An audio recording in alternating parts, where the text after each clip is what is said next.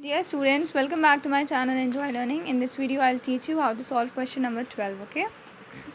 So in the adjacent figure, find x, y and z. So ये आपकी figure है, इसमें आपको x, y और z का मेजर फाइंड करना है, मतलब x, y और z की क्या वैल्यूज़ है। तो आपको पता है लाइन्स एंड एंगल्स की हमने जितनी भी प्रॉपर्टीज़ बताई हैं, सिंपली हम उन्हीं प्रॉपर्टीज़ का यूज़ करेंगे।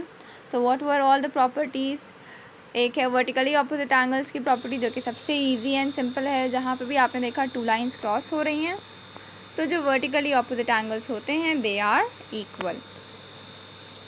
सो फॉर एग्ज़ाम्पल हम लोग को एक्स, वाई और जेड फाइंड करना है। तो बस आप देखिए, ये देख लिए कि जैसे जहाँ पे जेड है, तो जेड कौन सी टू लाइंस के बीच में है? ये है ना जेड, जेड इन टू लाइंस के बीच में है। तो बस इन्हीं लाइंस को आगे बढ़ा, देखिए पूरा ये लाइंस कहाँ तक जा रही हैं, ठीक है। इन्हीं लाइंस को हमने आगे एक्सटेंड कर लिया, ये है ना हमारी लाइंस, यही वाली लाइंस। तो बस ये जो ये है, इसका वर्टिकली ऑपोजिट कौन है? ये है, ये आपको दिया हुआ होगा। तो जितना ये दिया हुआ है उतना ही जेड है, तो ऐसे आपको जेड की वैल्यू मिल जाएगी। बस आपको क्या करना है, जो अननोन एंगल है आपको देखना है कि वो कौन सी टू लाइंस के बीच में है। जेड हमें नहीं पता है, तो जेड कौन सी टू लाइंस के बीच में है? इन टू लाइंस के बीच में है। तो अब इन्हीं टू लाइंस को पूरा देखिए आगे तक की, कि ये कौन से पॉइंट पे एक दूसरे को क्रॉस कर रही हैं, और फिर इसी जेड के सामने कौन सा एंगल बन रहा है? जेड के सामने 20 डिग्री का एंगल बन रहा है। तो हम पढ़ चुके हैं वर्टिकली ऑपोजिट एंगल्स की प्रॉपर्टी, कि जितना ये होता है उतना ही इसके सामने वाला होता है। अगर ये 20 डिग्री है तो ये भी कितना होगा? 20 डिग्री होगा। सो सेम इसी आर्ग्यूमेंट को देखते हुए इस फिगर में हम लोग कह सकते हैं कि क्योंकि ये 20 डिग्री है तो यहाँ पे भी क्या होगा? 20 डिग्री होगा। तो यहाँ पे z है, तो इसका मतलब z किसके इक्वल आ जाएगा? z आ जाएगा 20 डिग्री के इक्वल। ब्रैकेट में आपको हमेशा रीज़न लिखना है, तो इसी लाइन में आगे आप लिखिए, okay, write vertically opposite angles in the bracket. तो z 20 डिग्री के इक्वल है because of vertically opposite angles. Similarly अब हम अपनी फिगर को फिर से देखेंगे। अब फॉर एग्जांपल हमें x की वैल्यू फाइंड करनी है, तो अपने आप से ट्राई करिए एक बार, pause the video. So simply आपको बस ये देखना है कि x यहाँ पर है ना। x कौन सी टू लाइंस के बीच में? इन टू लाइंस के बीच में। तो ये लाइंस को आगे बढ़ा के देखिए, ये आपकी लाइन है पूरी स्ट्रेट, और एक ये दूसरी लाइन है, इन दोनों के बीच में है x।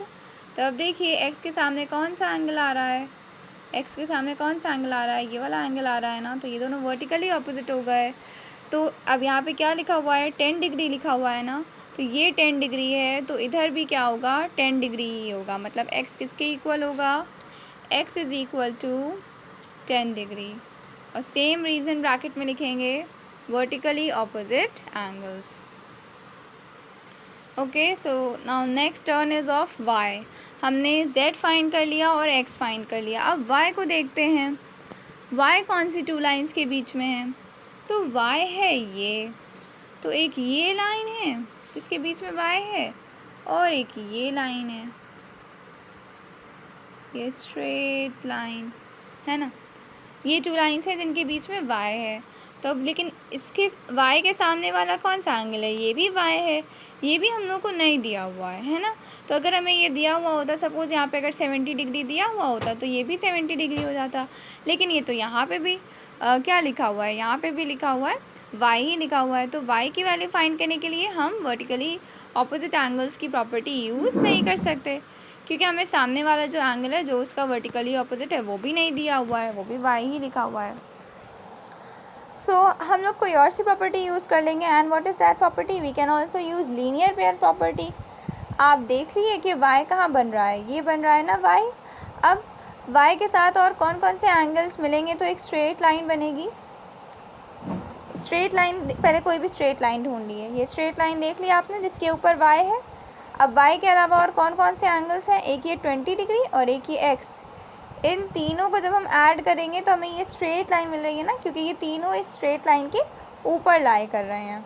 सो इन तीनों को ऐड करके हमें 180 डिग्री के इक्वल मिलेगा। लीनियर पेयर प्रॉपर्टी यही कहती है ना कि एक स्ट्रेट लाइन के ऊपर जो भी एंगल्स बन रहे हैं उनको जब आप ऐड करेंगे तो आपको किसके इक्वल मिलेगा? 180 डिग्री के इक्वल मिलेगा। So let's quickly add all the angles जो कि लाइन के ऊपर लाई कर रहे हैं. सो ये एंगल हमारा किसके इक्वल है, y है. ये वाला एंगल 20 डिग्री है और ये था हमारा x की वैल्यू भी हमें पता चल चुकी है. x की जगह पे क्या लिखेंगे हम, 10 डिग्री लिखेंगे. तो इन तीनों को ऐड करते हैं. सो हम क्या लिखेंगे, y plus 20 degree plus 10 degree, क्योंकि हमें पता है कि अब x तो किसके इक्वल हो चुका है, x हो चुका है 10 डिग्री के इक्वल. तो x की जगह पे हम 10 लिखेंगे. एंड जब हम इन तीनों को ऐड करेंगे so this will be equal to 180 degree. कौन सी प्रॉपर्टी है, linear pair. Name of the property you will write in the bracket. आपकी इसी लाइन में आगे और स्पेस होगी तो आप प्रॉपर्टी का नेम लिखिएगा, linear pair property.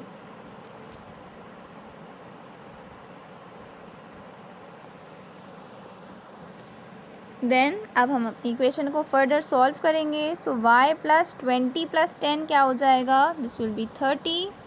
So what we will write here, y plus 30 degree is equal to 180 degree.